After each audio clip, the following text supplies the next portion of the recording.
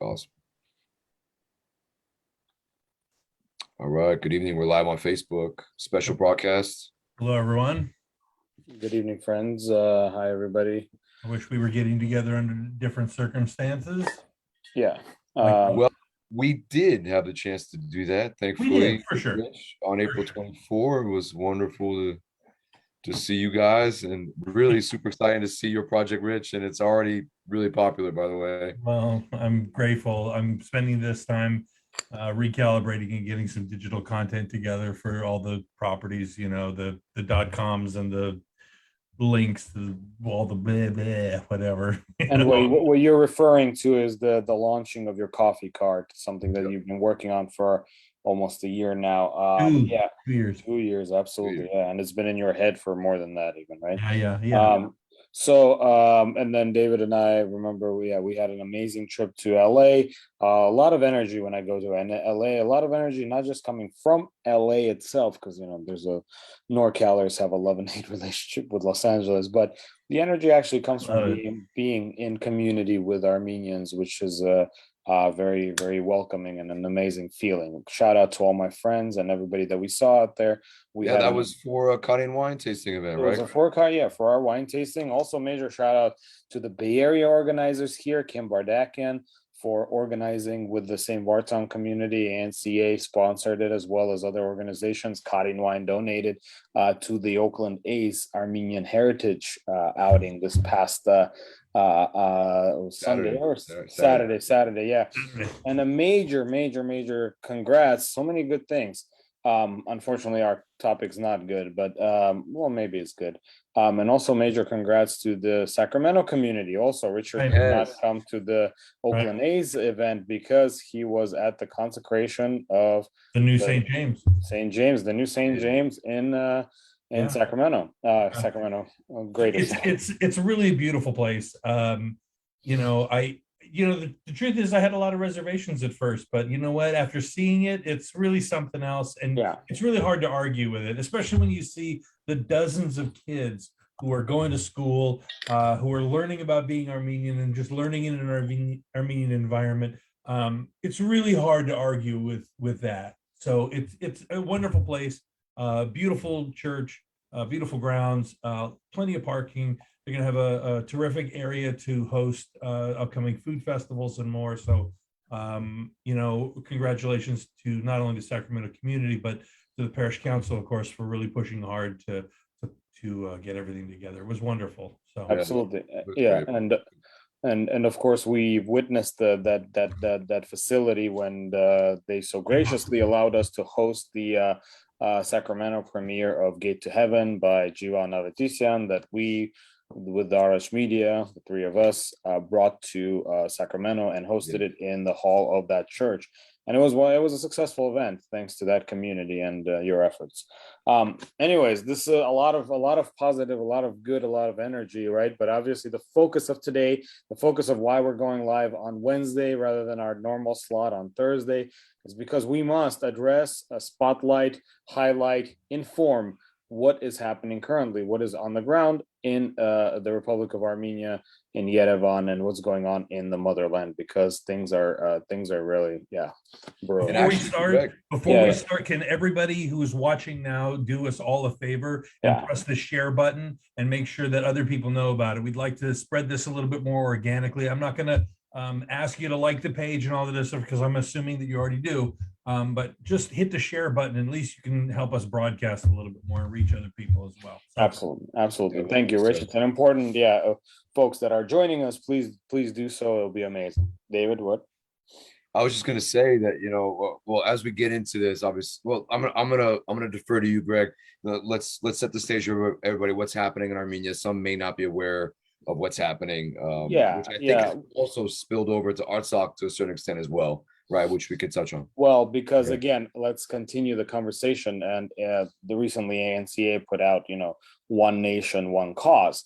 Artsakh, Armenia, we're connected. As much as things are being divided around us, this is the same thing. Here I have an Artsakh flag behind me because that flag is also overlapping the Armenian flag. So it's one and the same. the chronology, what is going on currently right now? If you are in Yerevan, and unless you're actively trying to ignore it, which is something I will address later, there are hundreds of thousands of Armenians in the street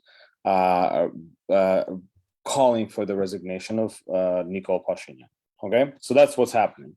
That stemmed out of the need to kind of revolt against the visible capitulation and the letting go of Artsakh vis-a-vis normalization of ties with Azerbaijan and Turkey. And the statement that Pashinyan made, I believe in the early the 20s of April, and we can go into the dates later, stating in parliament that, Artsakh within blah, blah, blah framework of Azerbaijan's territorial integrity. I mean, these are things coming out of the man's mouth. Right. And then we had, we're going to have to make concessions, right? He was saying that we have to lower the bar. That was his quote. We have to lower the bar on Artsakh, referring to concessions. Absolutely. So that being said is, since the end of the war to today, and I'm going the long way here, we've been guessing if that's the intent. Well, now we don't have to. And the opposition, rightfully so, is understanding and acting upon the fact that now we understand that this is what this man stands for. We have to act. So what do we have? We have,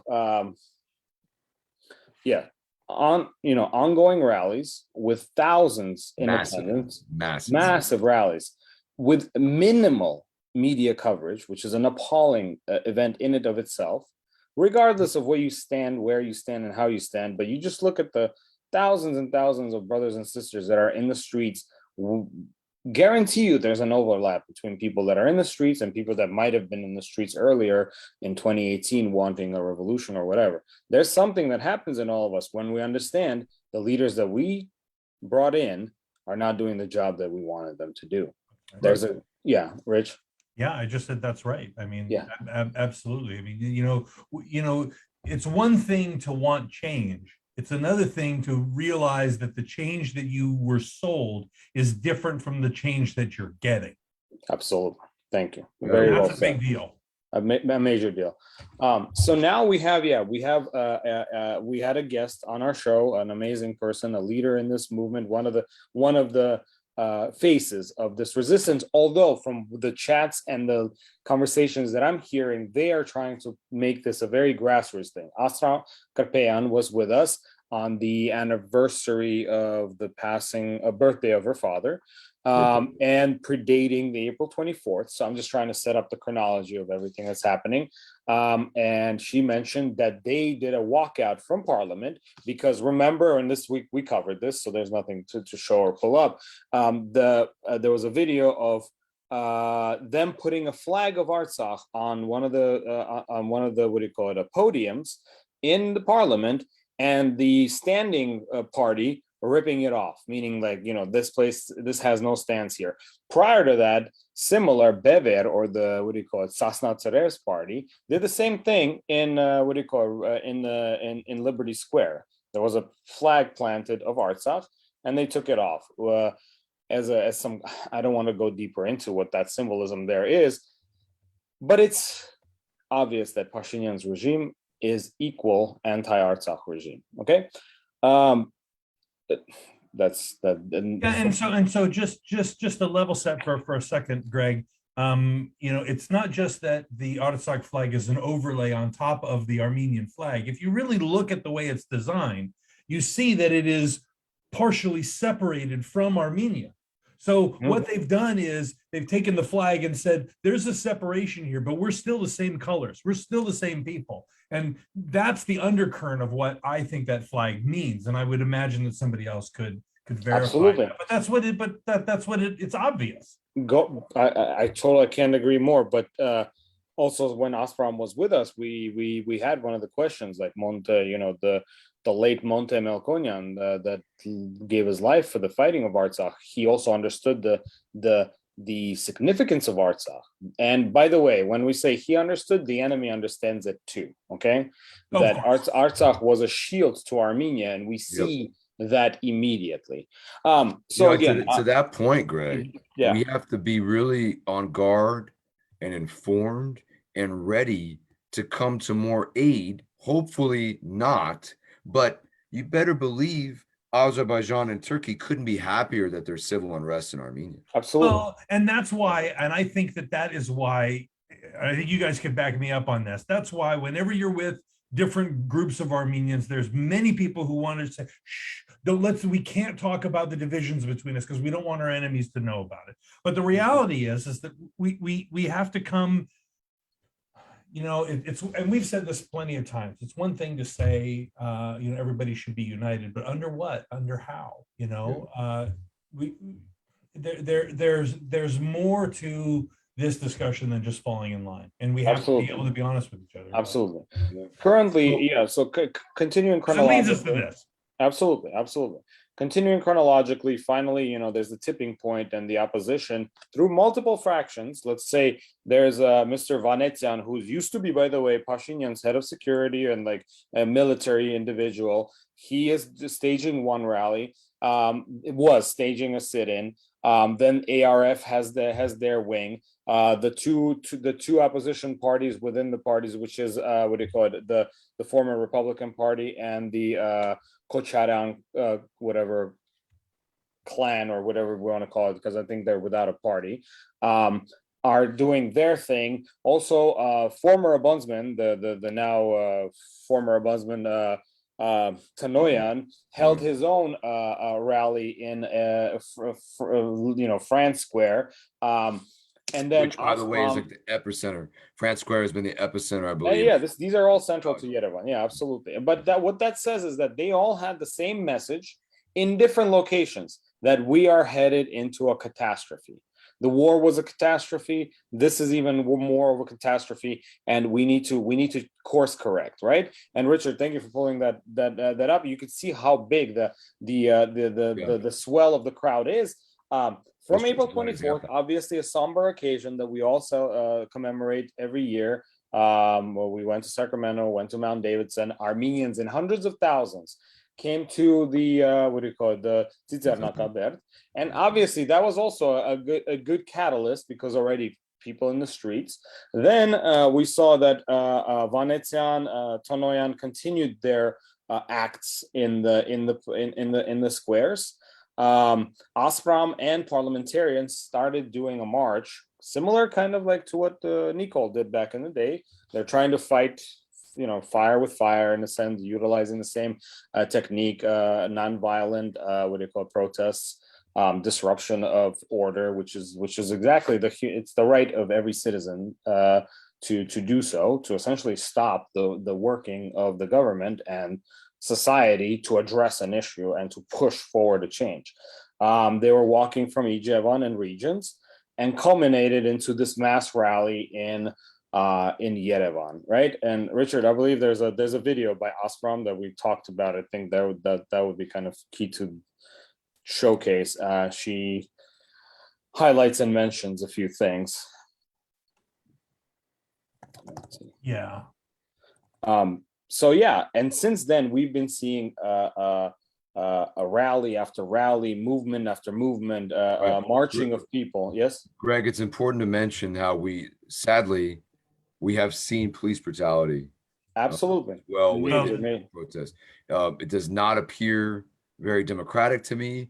It has been pointed out to me by other people that, hey, I don't personally don't side with this view, but that democracies are imperfect, and that this type of thing even happens in this country, where there's police brutality during protests. But I still don't think it's acceptable. Plus, we know there's Ospram. So I'll stop. No, it's okay.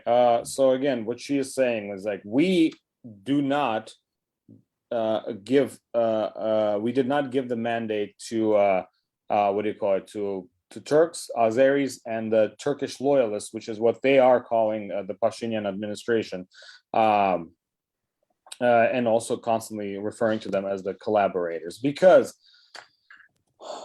oftentimes it does seem to me that either as a defeated country or as somebody that's trying to push an agenda friendly to Azerbaijan and Turkey, whatever narrative you want to choose, even from something as recent as the incident in Uruguay, when the foreign minister, like the second most important person of Turkey, visited Uruguay and flashed a nationalist symbol of the gray wolves to the crowd of Armenians. There was nothing issued from Armenia, but the Senate of Uruguay just recalled the ambassador and will not reappoint a new ambassador of Turkey to Uruguay. Okay, so like you have a smaller nation doing something, whereas the nation affected is effectively not doing it. And the stories of such acts are on and on and on and on. Not to mention what's happening on our borders, not to mention what's happening in multitudes of scenarios where there's literally no pushback, no answer to anything that Turkey and Azerbaijan are doing against us, and in particularly against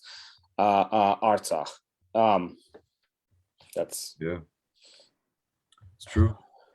All right. Well, do you guys want to show some other videos of the protests? We could show everyone what's going on over there, and perhaps absolutely. See the masses of people. And while Rich pulls it up, the thing that we're not noticing, and I'm trying to it's important to address. There are various things that we as Armenians are thinking, we as Armenians are trying, but what I'm understanding is that there's a whole clique of people that have been very vocal during the revolution of 2018, and then became very popular during the the war, but are completely absent right now. Right, which we will not be. We will not be, and it's quite suspect. It's not. It's suspect in the sense that it's a little bit. You cannot ignore hundreds of thousands of Armenians in the streets unless you're trying to ignore hundreds of thousands of Armenians in the streets. Okay, hopefully you understand what I mean there. Yeah. So this. Where do we want to start so Rich knows what to pull up right now? Should we just go chronological now? Anything, like there's a couple of video links. It doesn't matter. Anything that has the kind of the heavy-handed. Yes, we are. Anything that is there's a kind of a heavy-handed approach. There was the welding of the parliament. Yes, there's major marches. Yep. See how notice the indefinite. It started and it's continued. It looks like they began on April 25th, the day after April 24, and they've continued, and they're going to continue. It's indefinitely. Yeah, that's a key point there. This is one of the leaders. By the way, this is Vanetsyan. You just saw him. He was he's more on kind of the security side of things, and and these are the ever-present red berets. They're kind of like a government within a government. These guys, I don't know if they care about the people, if they want, but they're constantly there, and they're constantly pulling the hand of, I don't know, that feeds it. I don't know what to say. And the protests are highlighting everybody that's coming out. I'm just going to go down our list, and we can take it from there. Absolutely. So we have parents of killed servicemen, servicemen protesting since early yes, on. Servicemen that have been servicemen that have been fighting. Some of them are some of them are less able-bodied now, since the war. Disabled. Some are disabled. Yeah, and on and on and on. So it is not some kind of a fringe movement. This is not some kind of this is just kind of a few bands of XYZ.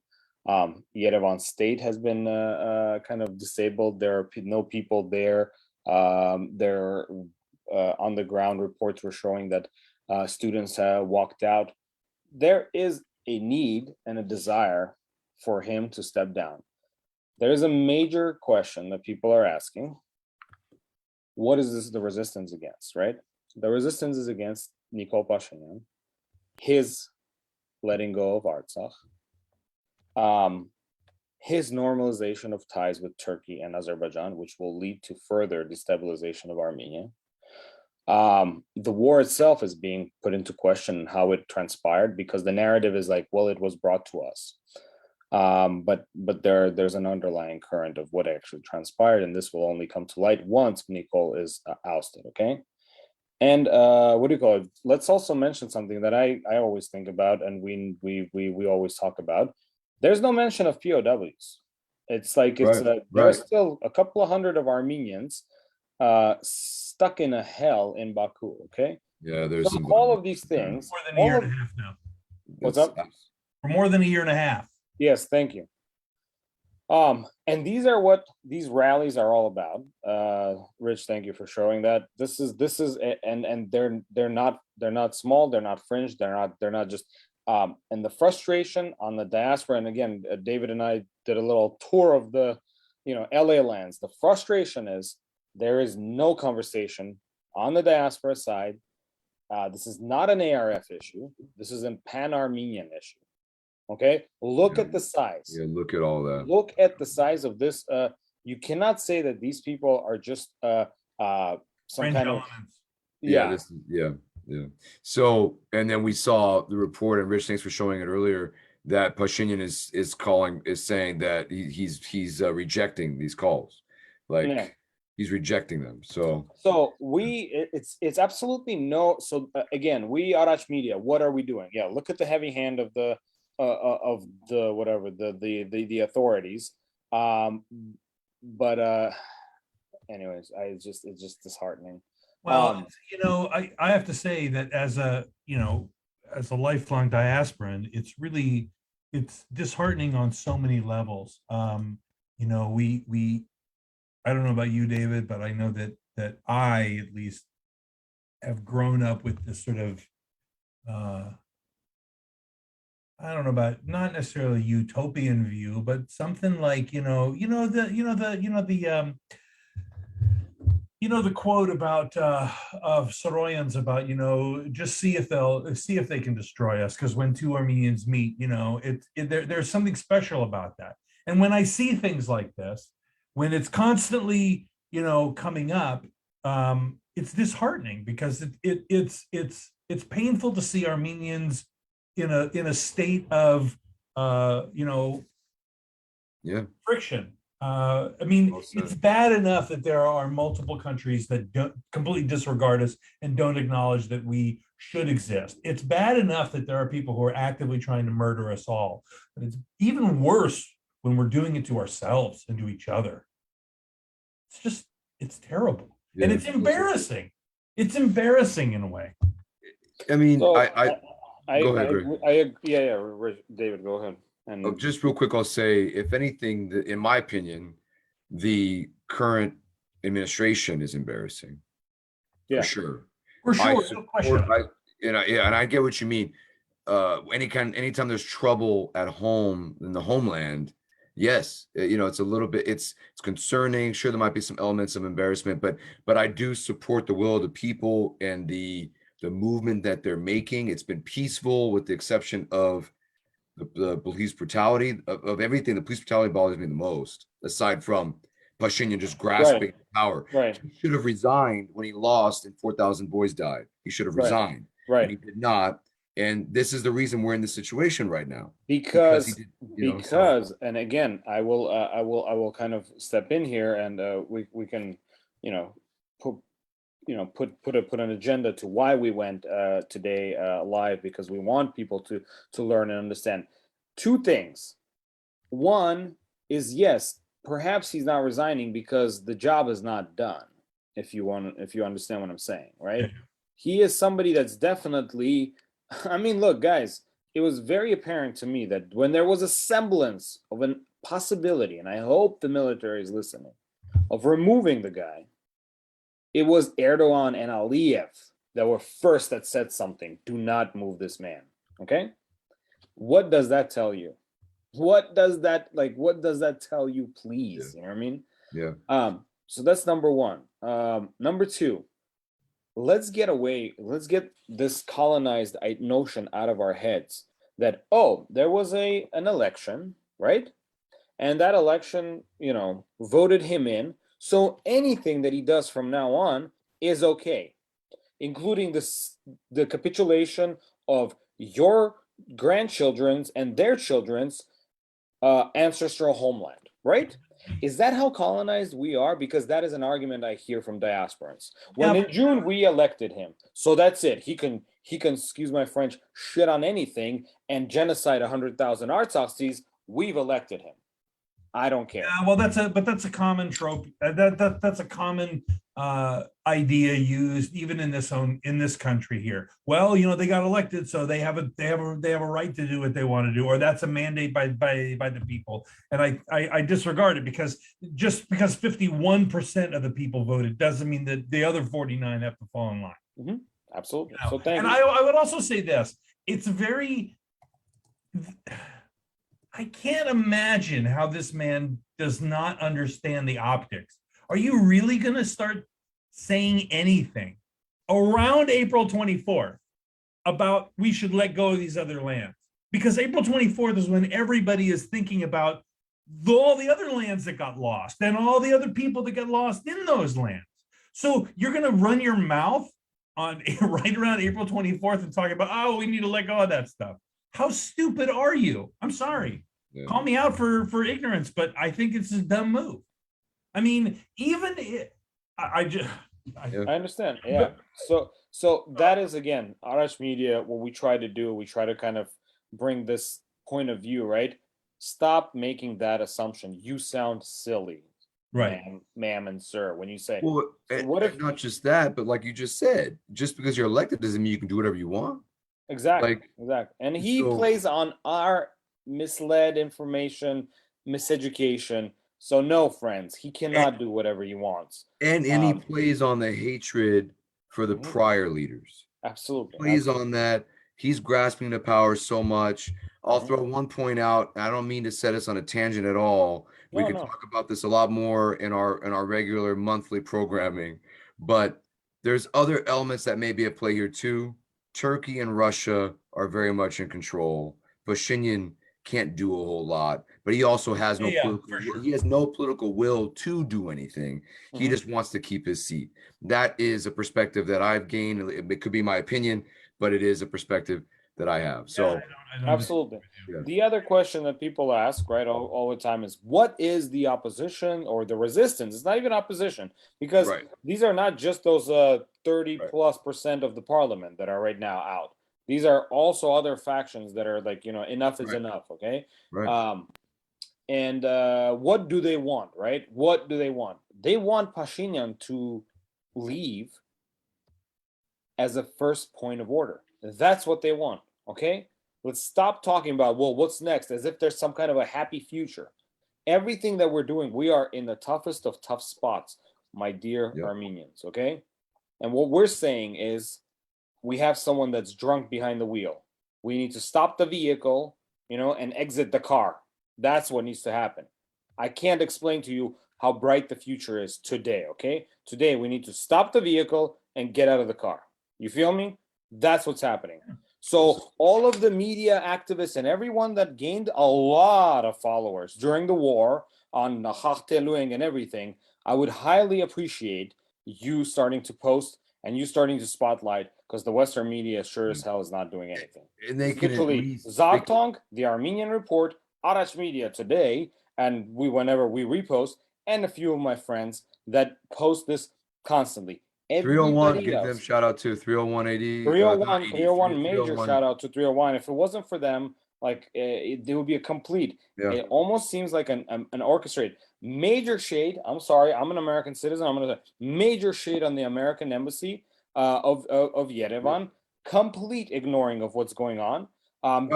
Greg, ignoring and supporting the police force. Absolutely. And having meetings with Aliyev in Azerbaijan. So Lynn Tracy 2 days ago or 3 days ago was visiting some kind of a cop facility in Armenia. And America is known to be a police state, okay?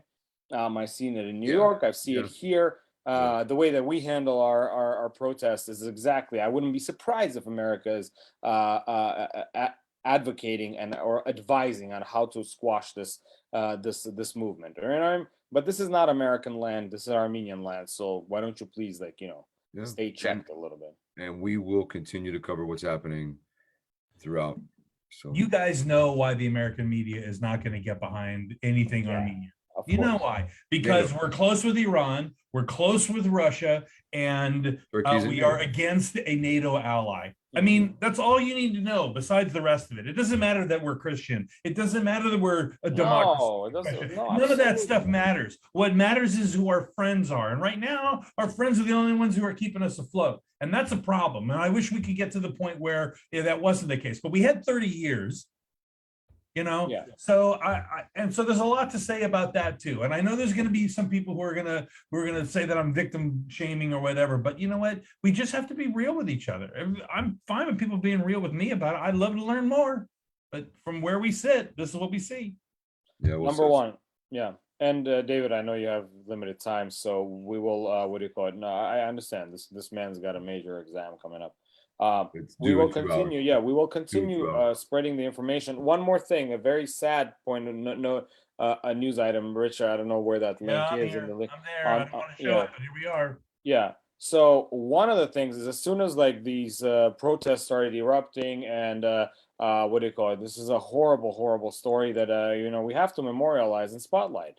21-year-old woman, pregnant mother to be, was hit by Prime Minister Pashinyan's motorcade as they were flying through the city, trying to escape the crowds or whatever. I mean, he is in a little bit of a state of frenzy, and they did kind of frazzle him.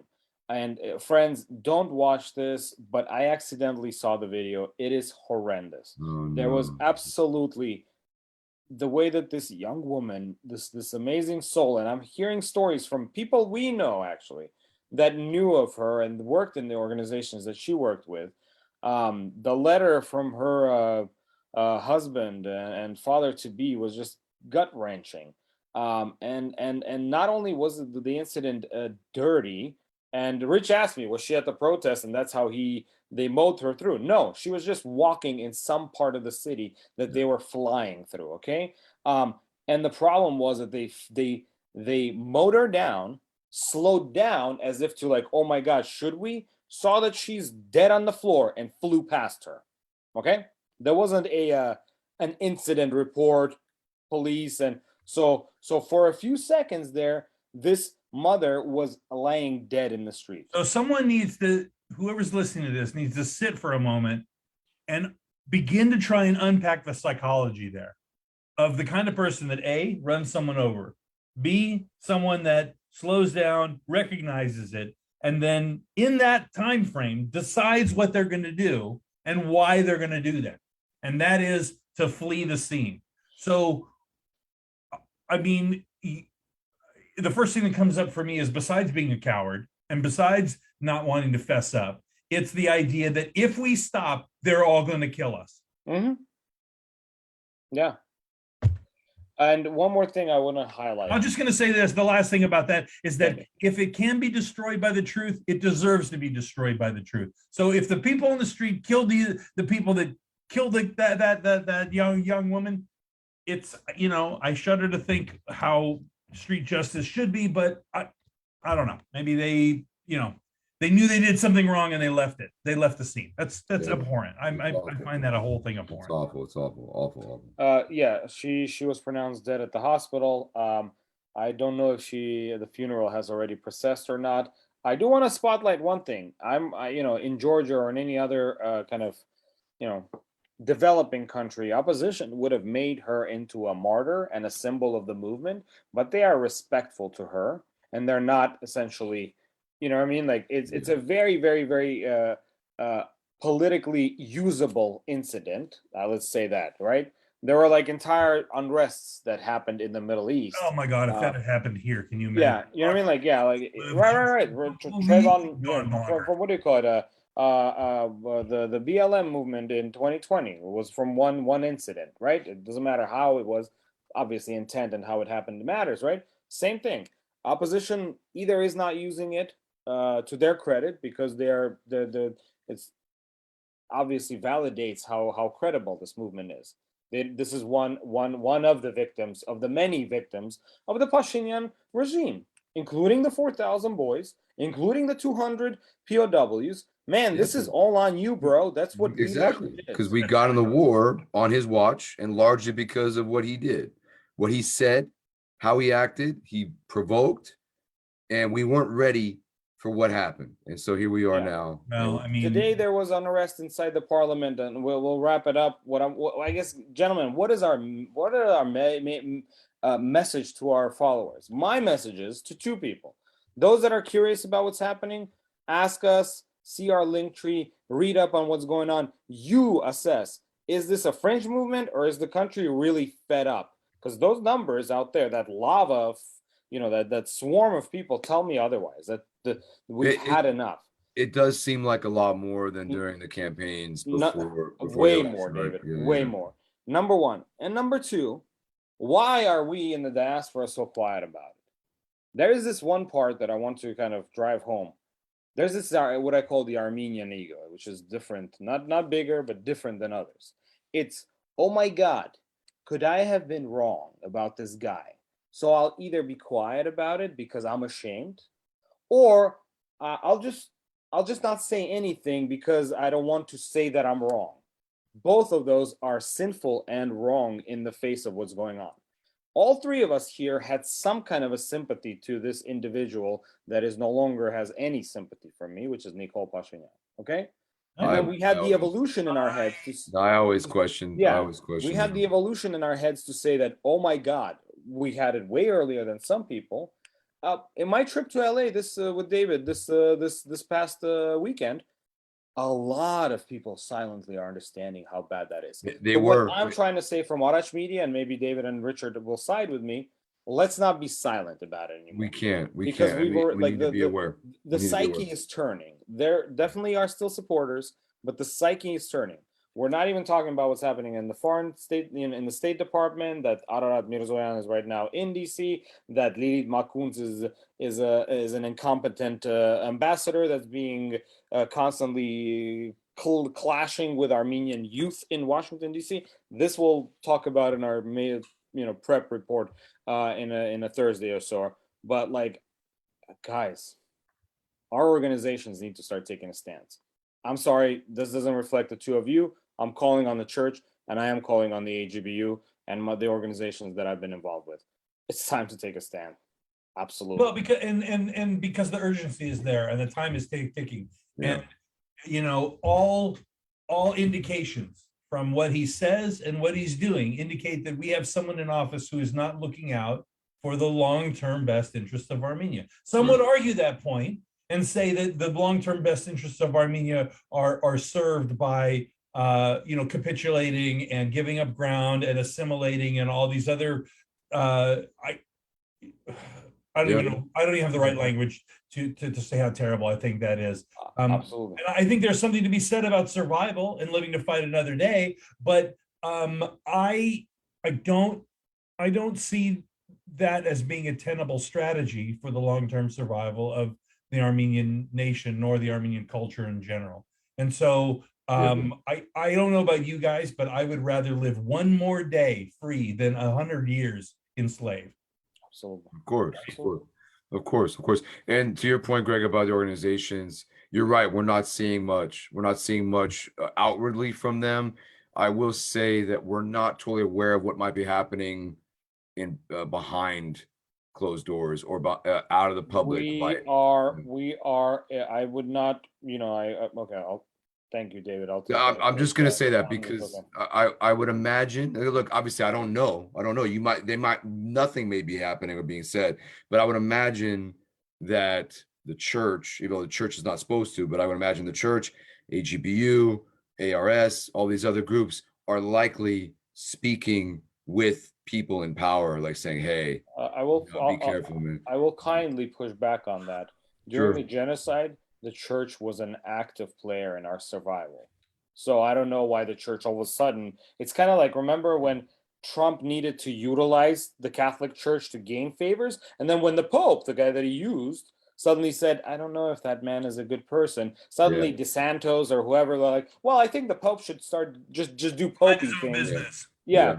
and it's been done many times. So I don't agree. Like you wake up, you get you the first day of your birth, you're political. Art's political, music's political. Richard is a musician. You know, like our breath, every breath is political because that's the world we live in.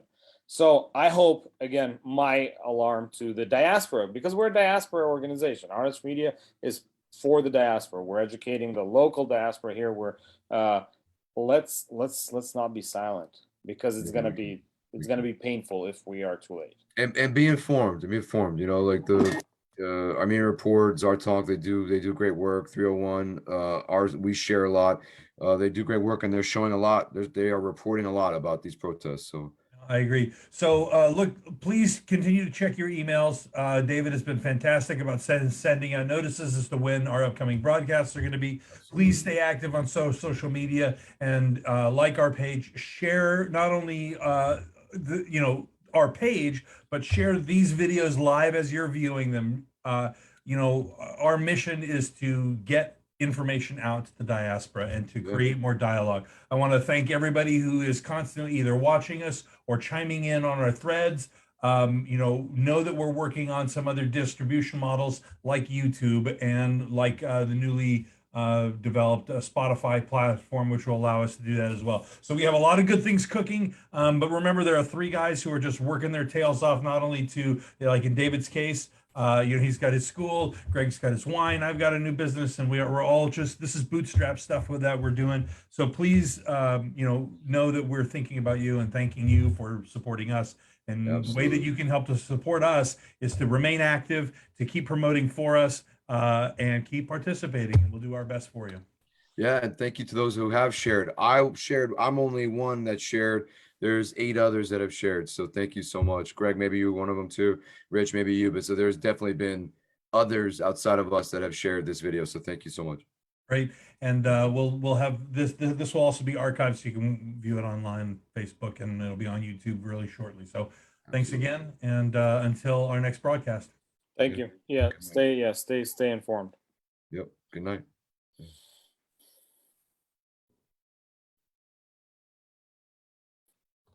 All right, David, bounce. It says it's still live on Facebook. Oh boy, look at that. Okay, it's okay.